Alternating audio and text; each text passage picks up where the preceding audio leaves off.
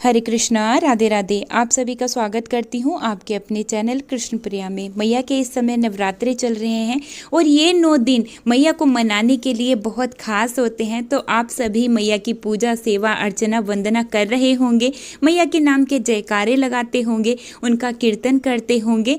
तो ऐसे ही मैया की सेवा में लगे रहिए और मैया से बहुत सारा आशीर्वाद प्राप्त करिए। और आप सभी को मेरी तरफ से नवरात्रों की ढेर सारी शुभकामनाएं। आज हम इस वीडियो में जानेंगे अश्विन मास के शुक्ल पक्ष की एकादशी, जिसको पापांकुशा के नाम से जाना जाता है। इसका जो व्रत है वो 13 अक्टूबर को करें या 14 अक्टूबर को करें। पापांकुशा एकादशी का पूजन कैसे करें, पारण हमें कब करना है और कैसे करना है, इस दिन लड्डू गोपाल जी की सेवा किस तरह से करनी है, उनका स्नान श्रृंगार किस तरह से कराना है। और बहुत सारे भक्तों के मन में देखिए ये सवाल रहता है कि क्या हम लड्डू गोपाल जी को एकादशी का व्रत करवा सकते हैं या नहीं। तो जिस सारी जानकारी वीडियो में लेकर के आई हूँ, अगर आपको वीडियो अच्छी लगे तो लाइक शेयर जरूर से कीजिएगा। अगर आप चैनल पर पहली बार आए हैं तो प्लीज चैनल को सब्सक्राइब भी जरूर से कर लीजिएगा। देखिए, एकादशी, पूर्णिमा ये ऐसी तिथि होती हैं, इन पर जो है किसी पवित्र नदी में स्नान करने का विशेष महत्व होता है।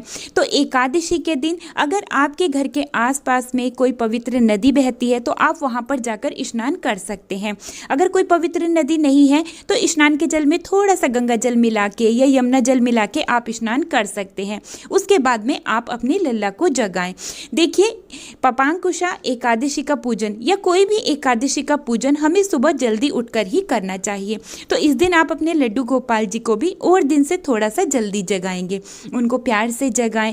बहुत सारे भक्त देखिए घंटी या शंख बजाकर लड्डू गोपाल जी को जगाते हैं, लेकिन हमारा ऐसा भाव है कि हमारे घर में हमारा छोटा सा प्यारा सा बच्चा है तो ये शंख की आवाज़ से या घंटी की आवाज़ से कहीं डर ना जाए, इसीलिए हम तो इनका नाम पुकारते हुए, राधे राधे बोलते हुए लल्ला को जगाते हैं। फिर लल्ला को गोद में लेके थोड़ा सा उनको घर में इधर उधर घुमा देते हैं, फिर लल्ला को जलपान कराते हैं। आप अपने लड्डू गोपाल जी को सुबह जगाने के बाद में दूध भी पिला सकते हैं। और देखिए, कभी भी लड्डू गोपाल जी को जगाने के तुरंत बाद में स्नान नहीं कराना चाहिए, 10 या 15 मिनट के बाद ही स्नान करवाएं। पापांकुशा एकादशी के दिन लड्डू गोपाल जी को कच्चे दूध से स्नान करवा सकते हैं, पंचामृत से स्नान करवा सकते हैं और आप चंदन से भी स्नान करवा सकते हैं। जो अष्टगंध चंदन आता है ना, उसको भी आप पानी में थोड़ा सा घोल लें या यमुना जल में थोड़ा सा घोल के इस तरह से आप लड्डू गोपाल जी को स्नान करवा सकते हैं। चंदन से स्नान कराने से घर में सुख शांति आती है, तो इस तरह से आप अपने लड्डू गोपाल जी को स्नान करा सकते हैं।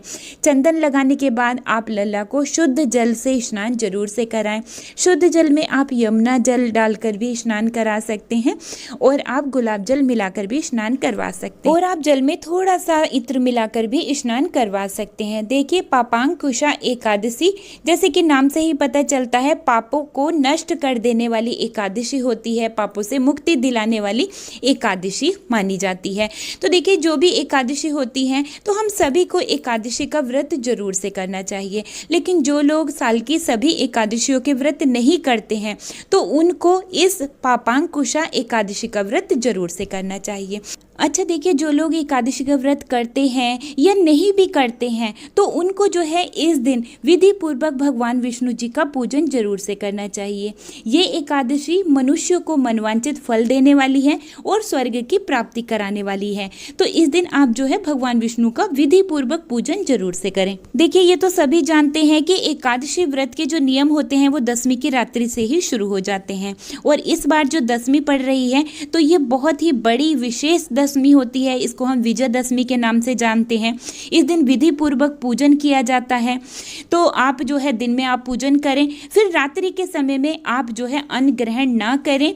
आप फल खा सकते हैं, दूध पी सकते हैं, दही खा सकते हैं। इस तरह से जो है आप एकादशी व्रत को शुरू करें। फिर अगले दिन पापांकुशा एकादशी के दिन आप सुबह स्नान करने के बाद अपने लल्ला को जो है श्रृंगार धारण कराने के बाद लल्ला को मंदिर में या फिर चौकी पर विराजमान करें और आपको वहीं पर ही एकादशी व्रत का पूजन भी करना है। फिर हाथ में जल लेकर के आप पापांकुशा एकादशी व्रत का संकल्प लें और फिर आप विधि पूर्वक पूजा को शुरू करें। अगर आप चौकी पर पूजन करते हैं तो सबसे पहले आपको जो है थोड़े से सफ़ेद तिल का आसन देते हुए गणेश भगवान को विराजमान करना चाहिए।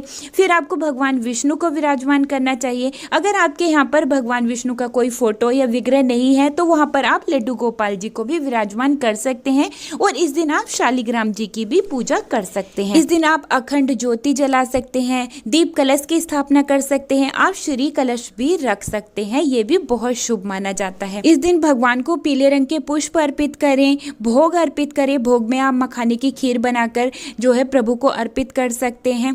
फिर आप पापांकुशा एकादशी व्रत कथा का पाठ करें। इस दिन आप विष्णु सहस्त्र नाम का पाठ भी कर सकते हैं, ये भी बहुत शुभ और मंगलकारी होता है। पूजन के बाद में आप एक छोटा सा हवन जरूर से करें। देखिए, हवन करने से जो है हमारे घर में सकारात्मक ऊर्जा बढ़ने लगती है।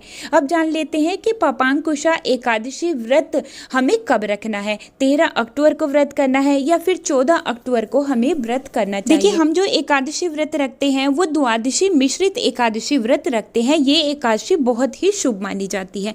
तो इस बार सन 2024 में पापांकुशा एकादशी 14 अक्टूबर को बहुत ही शुभ संयोगों के साथ द्वादशी मिश्रित एकादशी है और इस दिन सुबह सूर्य उदय में एकादशी है। तो इसीलिए 14 अक्टूबर को सोमवार के दिन ही एकादशी व्रत रखा जाएगा। अच्छा, एक भक्त ने मुझसे सवाल किया था कि दी लड्डू गोपाल जी को एकादशी पर व्रत करवा सकते हैं या नहीं। तो देखिए, व्रत हमारा होता है, हमारे लल्ला का कोई भी व्रत नहीं होता है। हम उनके लिए इसी तरह से भोजन तैयार करते हैं जैसे हम हर रोज उनके लिए शुद्ध, सात्विक और पवित्र से भोजन तैयार करते हैं, वैसे ही भोजन इस दिन भी तैयार करना है और अपने लल्ला को भोग लगाना है।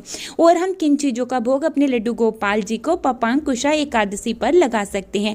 तो देखिए, आप मिठाई का भोग लगा सकते हैं, आप फल का भोग लगा सकते हैं, सूखे मेवे का भोग लगा सकते हैं, मखाने की खीर का भोग लगा सकते हैं, मौसम के जो भी फल होते हैं उनका भोग आप लगा सकते हैं, लड्डू का भोग लगा सकते हैं।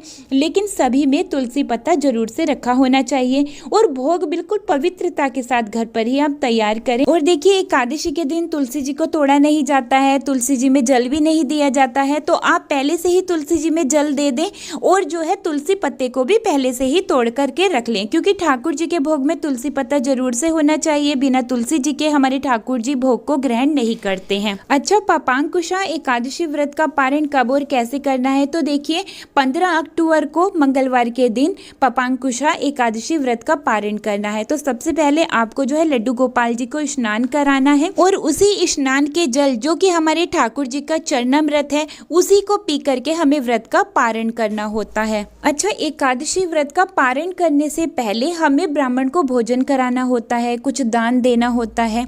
तो देखिए, कई बार क्या होता है, किसी वजह से कोई ब्राह्मण नहीं मिल पाता है या कोई हमें ऐसा व्यक्ति नहीं मिल पाता है जिसको हम दान दे सकें।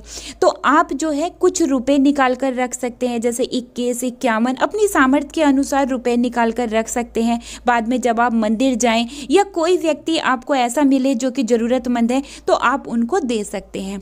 इस तरह से आप जो है एकादशी व्रत में दान कर सकते हैं और उसके बाद में आप पारण कर सकते हैं। और जैसे मैंने आपको इस वीडियो में दिखाया है, पापांकुशा एकादशी के दिन आप अपने लड्डू गोपाल जी की सेवा इस तरह से कर सकते हैं। पापांकुशा एकादशी के दिन आप लड्डू गोपाल जी को पीले रंग के वस्त्र जरूर से धारण करवाएं। हो सके तो आप उनके लिए नए वस्त्र ला सकते हैं तो जरूर से लेकर के आएँ, नहीं तो जो भी रखे हुए हैं उन्हीं से आप अपने लड्डू गोपाल जी का श्रृंगार करें। तो जी, उम्मीद करती हूँ आज की ये वीडियो आप सभी को बहुत ही पसंद आई होगी। वीडियो अच्छी लगी है तो लाइक शेयर जरूर से कीजिएगा। अब वीडियो को यहीं पर ही रोकते हुए लेती हूँ आप सभी से विदा। मिलती हूँ एक और नई वीडियो के साथ, तब तक के लिए आप सभी को प्यार भरा राधे।